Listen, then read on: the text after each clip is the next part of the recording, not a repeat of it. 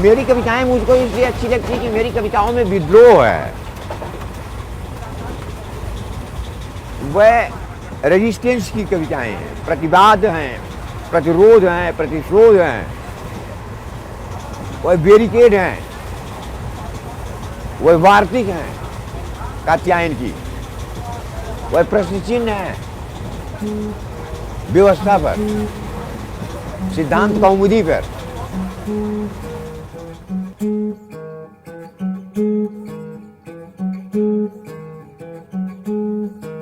ये मेरे लोगों तुम उठो और ढहा दो उन सारी दीवारों को जो रोके हुए है ताजी हवा को, ताजे पानी को, ताजे विचार को। डरो नहीं दीवालों से, दीवालों में आत्माएं नहीं होती। डरो नहीं पेड़ों से, पेड़ों में भूत नहीं होते। डरो नहीं मंदिरों से, मंदिरों में देवता नहीं होते। और सुनो, जिस दिन तुम ये बात समझ जाओगे कि ईंट ईंट ही होती है, पत्थर पत्थर ही होता है, तो उसके बाद तुम्हारा कोई कुछ नहीं बिगाड़ पाएगा। हम ये सोच रहे हैं कि इसे दरवेज दिल्ली के बारे में कुछ ज़्यादा नहीं है हमारे पास, वो 2-4 6 लाइन ऐसे आए वहाँ ऐसा है, उसको मैं सुनाते हुए और अंत में इसके साथ अंत कर दूँ। चलिए शुरू हो जाए। ये दिल्ली है बकों की है, वही तो चक्कर हो गया कि जो इन सीक्वेंस दिखाई पड़ता है हमारे लाइफ में, that is not actually in sequence, that is neo sequence. इस पूरे के पूरे पागलपन पर ही तो तस्करा है कि हम कम्युनिज्म की तरफ से इतने कैसे झुके। It is not madness, it is communism. It is माने कम्युनिज्म। डायरेक्ट बोल रहे हैं, मैं नहीं बोल रहा हूँ। It is not madness, it is end of madness. मैंने कहा वेल डन कॉमरेड, ये तो हुई सोशल मेडिसिन। ये कोई काम की चीज हो तब ना उधर आदमी जाए कि ये मैडनेस नहीं है, पागलपन नहीं है, पागलपन का अंत है।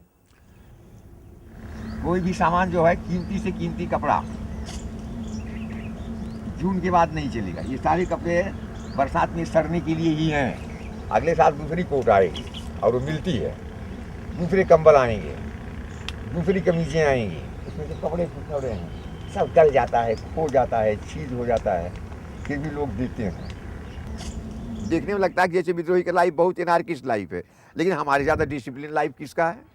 हम पूरा का पूरा काम एक डिसिप्लिन के तहत किए हैं भाई। हमारी अपनी एक फॉलोअन करते हैं एक बढ़िया ढंग से, एक इंटरनेशनल डिसिप्लिन को। मार्क्स स्कूल ऑफ थाट है हमारी, इंटरनेशनल स्कूल ऑफ थाट के आदमी। हम कोई ऐसे थोड़ी है कि आए बाएँ साए हैं कि आधी बात यूँ बोले और आधी बात यूँ बोले, और आपके सामने खड़े हो रहे हैं तो यूँ बोल रहे हैं, और उनके सामने खड़े होंगे तो यूँ बोलने लग जाएंगे, और उनके सामने चले जाएंगे तो यूँ। ऐसे थोड़ी होता है। चाहे यहाँ देख लो, चाहे वहाँ देख लो, चाहे जहाँ देख लो, एक ही बात पाइएगा, एक ही ढंग पाइएगा, एक ही रंग पाइएगा, एक ही स्टाइल पाइएगा।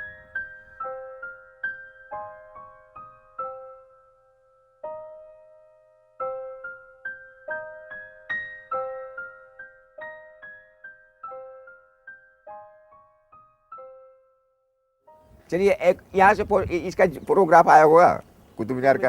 हाँ आ गया, आया है। चलो अच्छा, कुतुब मीनार पर कहाँ तक चढ़ने देते हैं? एक तल्ले तक? अब बंद कर दिया, कोई तल्ला नहीं चढ़ने देते। किनारे खड़ा होने देंगे, नीचे खड़ा होने देंगे ना, ऊपर नहीं जाने देंगे। चलो नीचे तो खड़ा होने देंगे। हाँ। चलिए वहाँ एक कब्जा बढ़ते हैं, नीचे खड़े, शूट नहीं करने देंगे, शूट भी नहीं करने देंगे। ये भी हो, चलो फिर छोड़ो, कोई बात नहीं, यहाँ से शूट हो, ये बहुत है। चलिए अब यहाँ से कहाँ चलोगे? चलो चांदनी चौक चलते हैं, लाल किला और जामा मस्जिद, यहाँ कविताएं पढ़ी जाएं।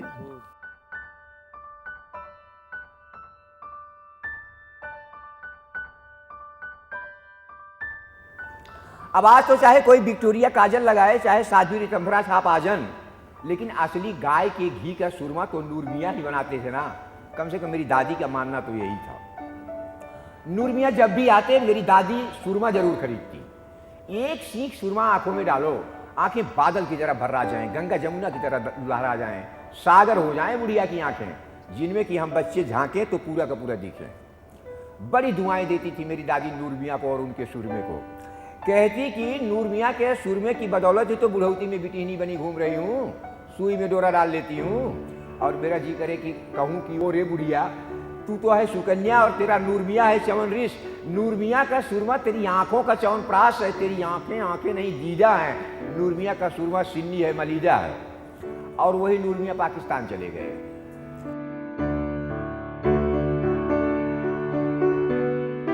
क्यों चले गए पाकिस्तान नूर मियाँ? कहते हैं कि नूर मियाँ के कोई था नहीं, तब हम कोई नहीं होते थे नूर मियाँ के। नूर मियाँ क्यों चले गए पाकिस्तान बिना हमको बताए, बिना हमारी दादी को बताए? नूर मियाँ क्यों चले गए पाकिस्तान? अब न वो आंखें रहीं और न वो सुरमे। मेरी दादी जिस घाट से आई थी उसी घाट गई। नदी पार से ब्याह कर आई थी मेरी दादी और नदी पार ही जाकर जली। और जब मैं उनकी राखी को नदी में फेंक रहा था तो मुझे लगा कि ये नदी नदी नहीं, मेरी दादी की आंखें हैं। और ये राखी राखी नहीं, नूर मियाँ का सुरमा है जो मेरी दादी की आंखों में पड़ रहा है। इस तरह मैंने अंतिम बार अपनी दादी की आंखों में नूर मियाँ का सुरमा लगाया।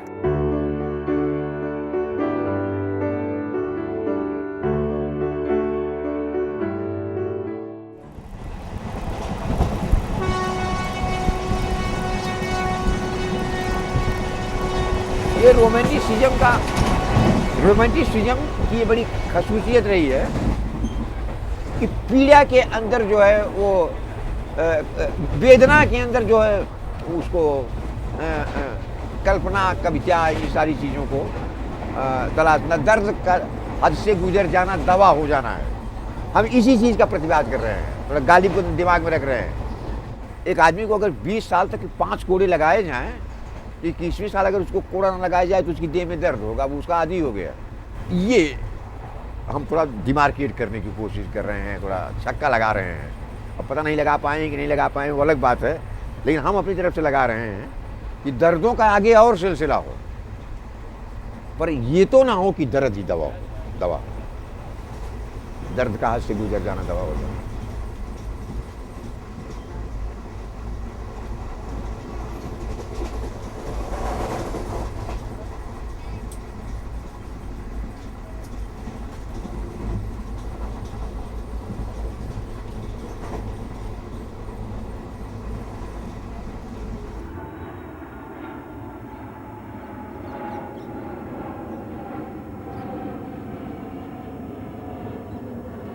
अरे पता नहीं, हमने तो कभी फोन भी नहीं किया उसे। ये किसका नंबर आपको लगाना है? और शांति जी का नंबर है, मेरी पत्नी का। दोनों में से एक लगाइए कोई, दूसरा लगाइए। क्या कह रहा है? दूसरा बज रही घंटी? नहीं, उसको रुक करके रुक गया। दिखाइए। हेलो शादी जी, हेलो हेलो। हमको बहुत अच्छा लगा एकदम। इस तरह इनकी कविता जो है गाँव में भी काफी लोकप्रिय हो जाएगी। और अपने रैली में आते हैं नागार्जुन के रूप में कहा जाता है आप लोगों की दुआ, सब तो लोग कहने लगे हैं, लिखने लगे, कहने का मतलब लिखने लगे हैं। और ये बहुत महत्वपूर्ण है। महत्वपूर्ण इसलिए है कि विद्रोही को देख करके कबीर की याद आती है, नागार्जुन की याद आती है। ये गनीमत है कि विद्रोही को देखकर तुलसी की याद नहीं आती। तो ये जो डिमार्केशन है ये बहुत महत्वपूर्ण है। तो जब भी हम कविता लिखता हूँ तो हमारे सामने एक श्रोता वर्ग होता है जिसको मैं कहीं न कहीं अंदर ही अंदर संबोधित करते हुए, ये एस्थेटिक है हमारा, मानकर ही चलते हैं कि ये कविताएं पढ़ने से बढ़कर के मतलब सुनने सुनाने प्रदर्शन की चीज़ें हैं।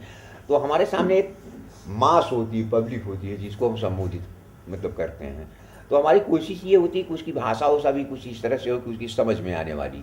अब ऐसा ना हो कि मतलब कि उसकी समझ में ही ना आए, तो ये वाली बात रहती है।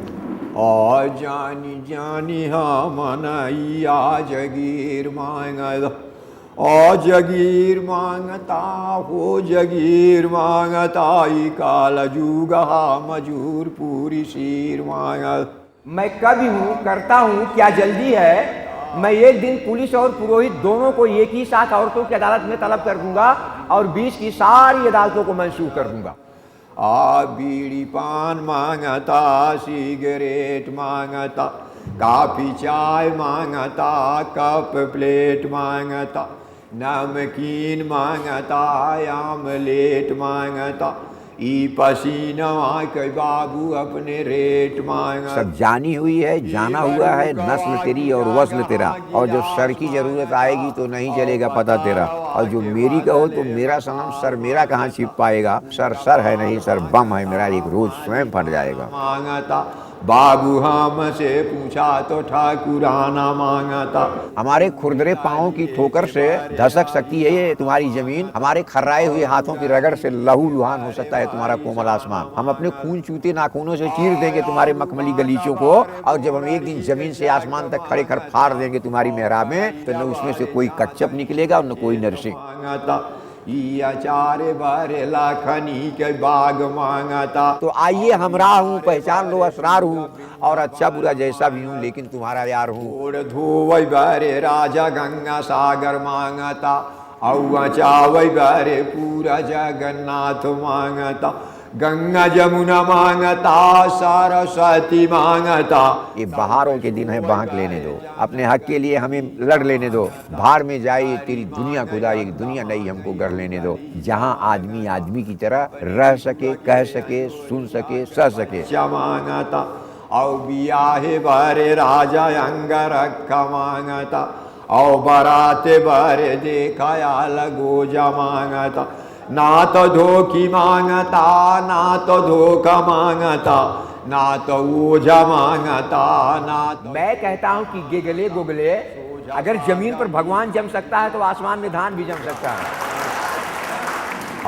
ना इनाम मांगता न इकराम मांगता, न कौनो भीख मांगता न अनुदान मांगता, न गौ दान मांगता न राति दान मांगता।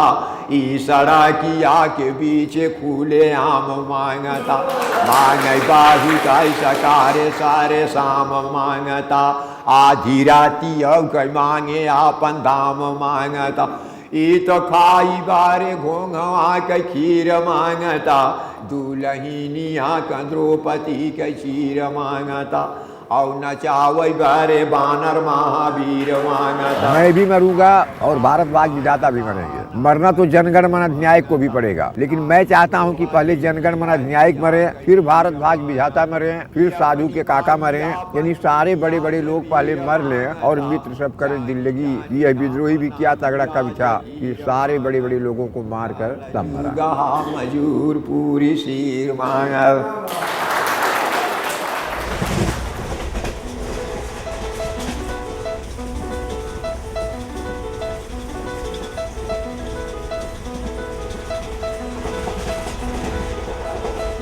तो जब कवि रोता है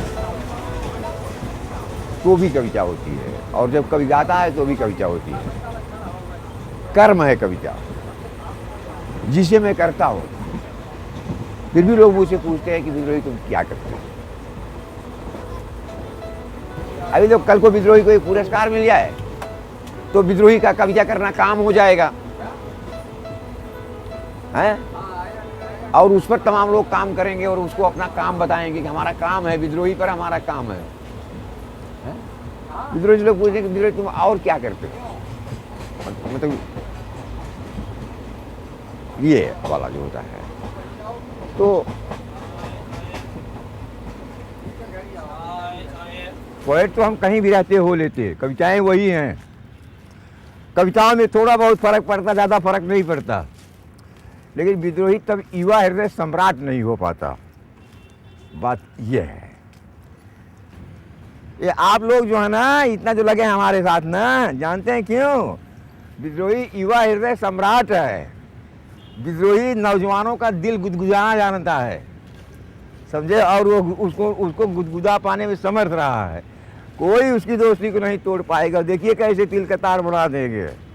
इसलिए जेएनयू में रह रहा था, इसके लिए वहाँ पत्थरों पर नाक रगड़ रहे हैं, वरना बड़ा मजा नहीं आता। लेकिन हम जानते हैं कि एक न एक कष्ट तो सबको सहना पड़ता है। जेएनयू का धन्यवाद है को हमें रहने दे रहा है। हमको कोई कमरा नहीं चाहिए और ये नहीं चाहिए और वो नहीं चाहिए, अखाड़ेबाजी नहीं है, वरना संस्करण की लड़ाई में मार डालें, सीढ़ीबाजी में। हर जगह सीढ़ियाँ हैं, गाड़ियों की सीढ़ियाँ हैं, कपड़ों की सीढ़ियाँ हैं, डिग्रियों की सीढ़ियाँ हैं, नोटों की सीढ़ियाँ हैं। उन सीढ़ियों में हमारे ऐसा आदमी इंसान के लिए बैठने की जगह रह मिले।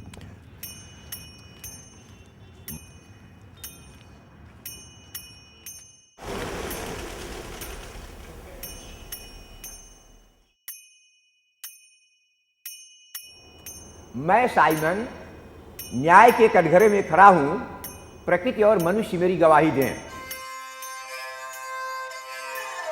मैं वहां से बोल रहा हूं जहां मोहनजोदड़ो के तालाब की आखिरी सीढ़ी है, जिस पर एक औरत की जली हुई लाश पड़ी है और तालाब में इंसानों की हड्डियां बिखरी पड़ी हुई है।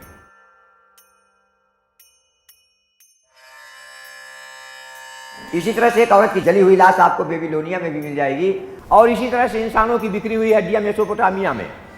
मैं सोचता हूं और बारहा सोचता हूं कि आखिर क्या बात है कि प्राचीन सभ्यताओं के मुहाने पर एक औरत की लाश मिलती है और इंसानों की हड्डियां मिलती हैं, जिसका सिलसिला कान्हा के वनों से लेकर सवाना के जंगलों तक चला जाता है और जो सिथिया की चट्टानों से लेकर के बंगाल के मैदानों तक फैला हुआ है।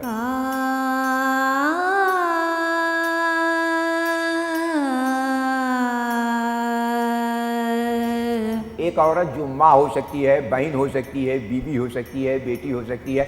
मैं कहता तुम हट जाओ मेरे सामने से, मेरा खून कड़कड़ा रहा है, मेरा कलेजा सुलग रहा है, मेरी देह जल रही है, मेरी माँ को, मेरी बहन को, मेरी बीवी को, मेरी बेटी को मारा गया है, मेरी पुरखियां आसमान में आर्तनाद कर रही हैं। मैं इस औरत की जली हुई लाश पर सिर पटक कर जान दे देता अगर मेरी एक बेटी न होती तो। और बेटी है कि कहती है कि पापा तुम बेवजह ही हम लड़कियों के बारे में इतने भावुक होते हैं। हम लड़कियां तो लकड़ियां होती हैं जो बड़ी होने पर चूल्हे में लगा दी जाती हैं। और ये इंसानों की बिखरी हुई हड्डियां, ये हड्डियां रोमन गुलामों की भी हो सकती हैं और बंगाल के जुलाहों की भी, या अत्याधुनिक वियतनामी, फलस्तीनी, इराकी बच्चों की भी। साम्राज्य होता है, चाहे वो रोमन साम्राज्य हो, चाहे ब्रिटिश साम्राज्य या अत्याधुनिक अमेरिकी साम्राज्य, जिसका एक ही काम होता है कि पहाड़ों पर, पठारों पर, नदी किनारे, सागर तीरे, मैदानों में इंसानों की हड्डियां बिखेर देना, जो इतिहास को 3 वाक्यों में पूरा करने का दावा पेश करता है।